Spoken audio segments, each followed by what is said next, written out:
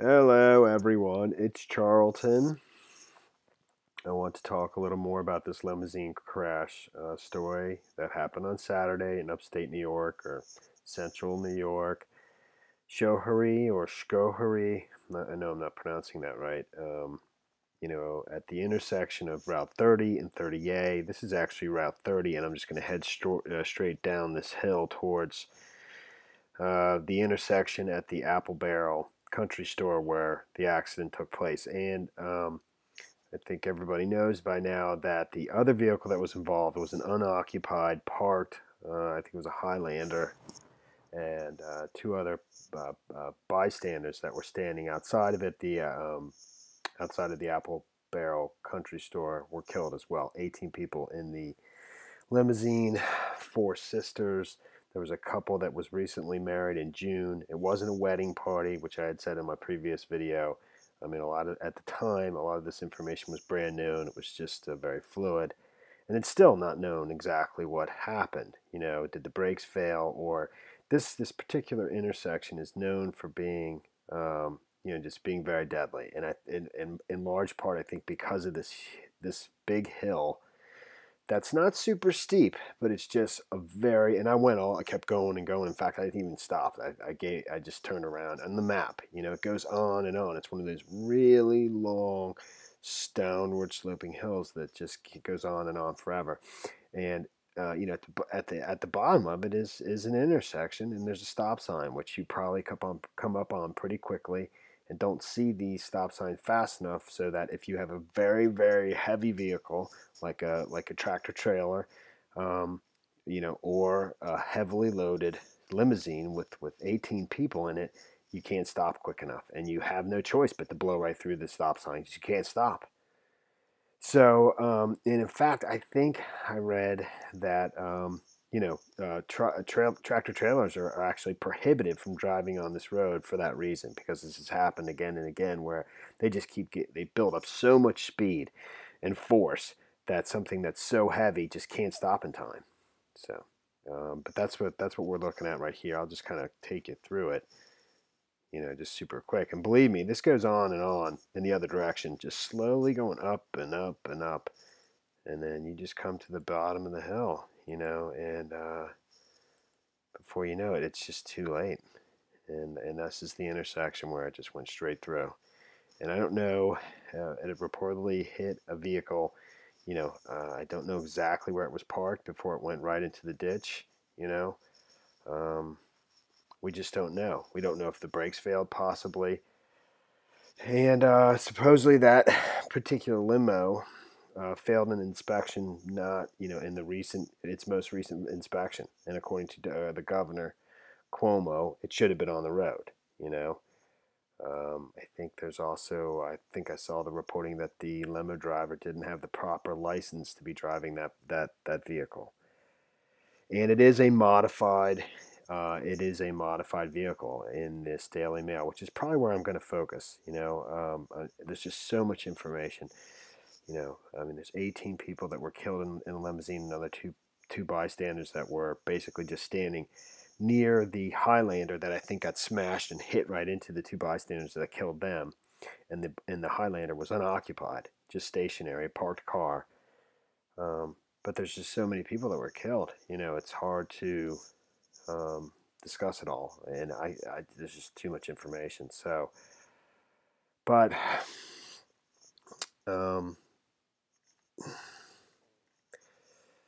the owner of the limousine company, I forgot where I was. I haven't lost my train of thought. It was a modified.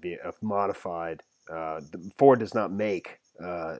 Ford Excursion does not have a limousine version of it, so somebody modified it after the fact. That's what I was thinking of, and that's in this Daily Mail piece. This Daily Mail article goes over a lot about the owner of the limousine company, who has a checkered history for sure, and at one point was an undercover. Working as an undercover informant for the FBI, because he himself got in trouble with the FBI when he was working for the DMV. He was using his position there to basically accept bribes to pass people who were, many of them were immigrants who didn't speak English and weren't able to pass the test, the written test as well as the driver's test. And he had this little ring set up where he would get paid off and pay off testers, I think. All right, so let me try to continue here about Shahid Hussein, the owner of the Limousine company. So it says that 4 vehicles had been pulled out of service because of failing safety inspections, one of which was this same vehicle, the 2001 Ford Excursion, a modified 2001 Ford Excursion limousine, which was carrying 17 passengers when driver Scott Lisiniccia crashed on Saturday, killing himself, all those on board, and 2 pedestrians in the parking lot he came screeching into after running a stop sign in Schoharie, New York. Ford has confirmed to Daily Mail that it never manufactured the vehicles in limousine form. So the one operated by Prestige had to have been modified unofficially. But so 2010 court documents from his past as an informant from the terrorism trials of 4 men who plotted to blow up the synagogues in the Bronx and shoot down planes coming out of Newburgh Air Base reveal Hussein's past ties to the FBI. In 2002, he convinced the Bureau to take him on after being caught running a dangerous DMV scam, which helped prospective drivers cheat on their tests. Hussein arrived in the United States in 1994 after fleeing native Pakistan, where he had been arrested for murder. After his father bribed local police to let him go, Hussein fled the country using a British passport to leave Pakistan, enter Moscow, and then travel to Mexico. From Mexico, he entered the U.S. through El Paso in Texas. From there, he traveled to Albany, and that's him pictured there. And this is where he's working as an undercover informant. He is shown in footage obtained while he, excuse me, I take that back. He is shown in footage obtained while he worked as an informant in the DMV after being caught running a scam where he secured unqualified driver's licenses for a fee. And here he is working as an informant in the DMV. This is before where he was, the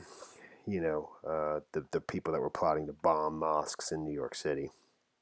He was paid for his services, $96,000 a year, at some point at least, when he was working for the FBI. So Hussein then back to when he's first coming to the United States. Hussein then contacted an immigration lawyer who was then able to get him legal status by applying for political asylum and enabled him to start working for the DMV, where he was a translator. There, he started a racket where he offered prospective drivers guaranteed pass marks in their road tests or safety quizzes for a fee by ensuring they went to corrupt examiners. In 2002, the FBI arrested him for the scam. Rather than go to jail, he took a plea deal, which involved him working as a confidential informant, and he spent the next several years recording other conversations in the DMV for their benefit, incriminating his friends and colleagues.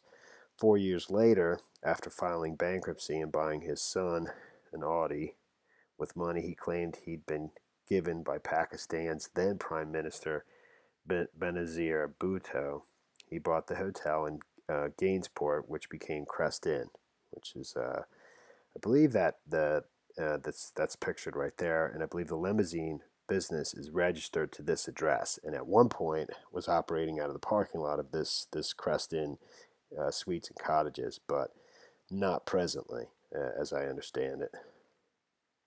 And these are the individuals who were part of the bombing plot to bomb mosques and planes coming out of Newburgh Airport. And I mean, there's just no point to go into every last detail. It's just giving you some of the history of this, the owner of this limousine company.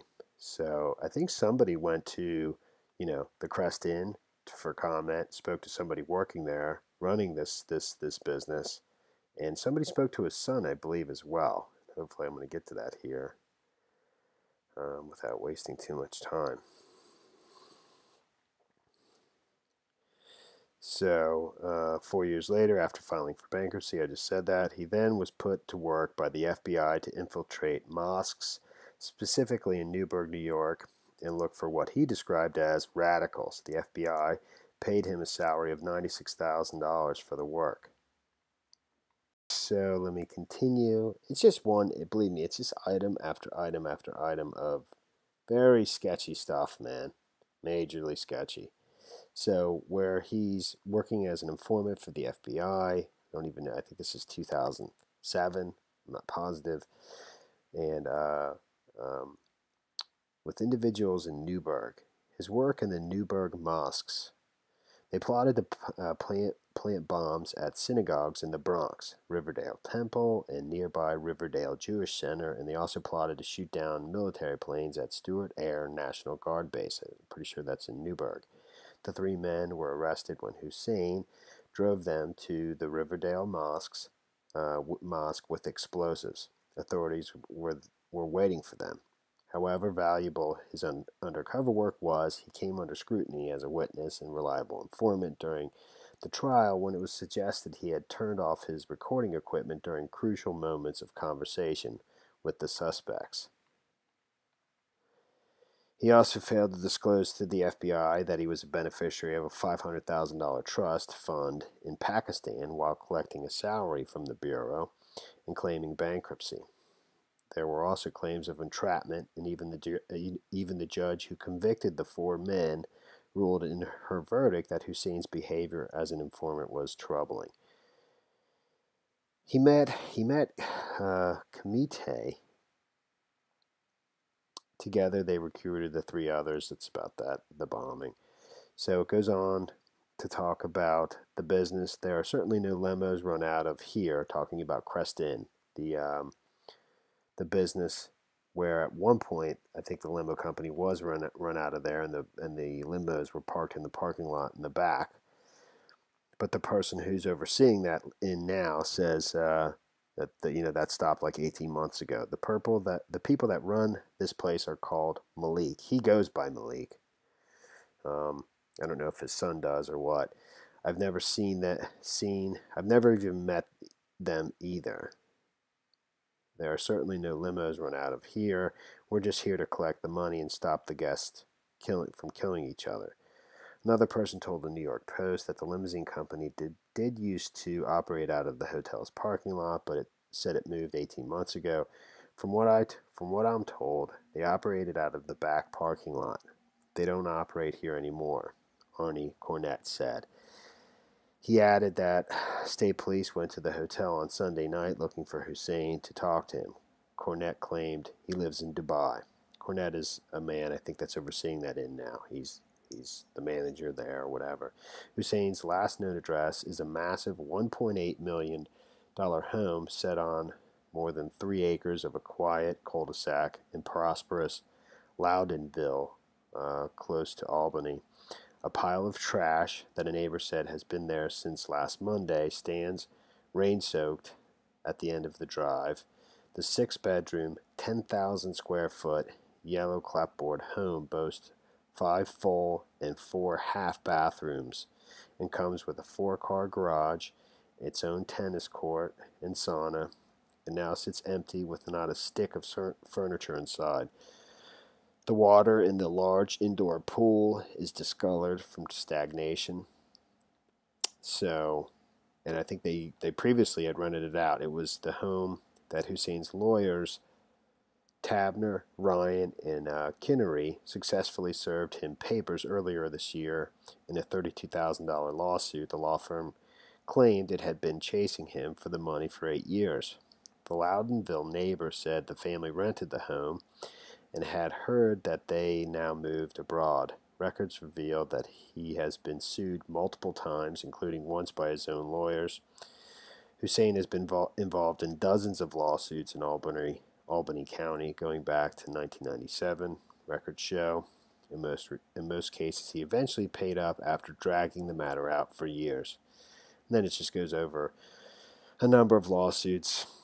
The same pattern of just dragging it out as far as the legal process will take it, and then eventually paying it out.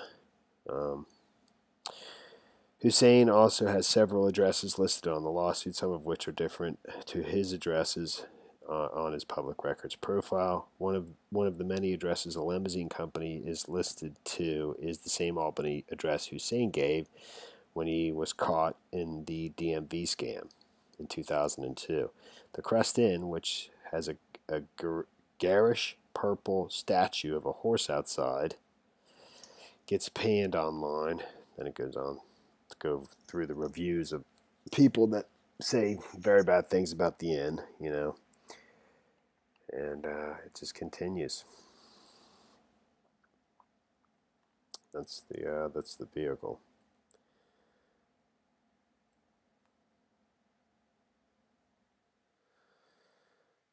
Hmm.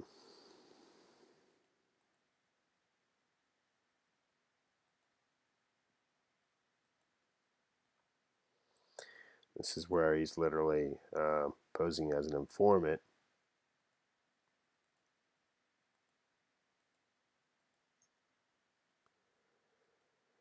That's I think that's the home for sale. That is Hussein's last known address in Loudonville, upstate New York. You know, I don't know if we have extradition with Dubai or what. Pretty unreal. Well, I'm gonna wrap this up, man, and that's the story there for now. Thanks for watching my videos. Please subscribe to my channel. Give me a like down below, and I will see you in the next video. Later, man.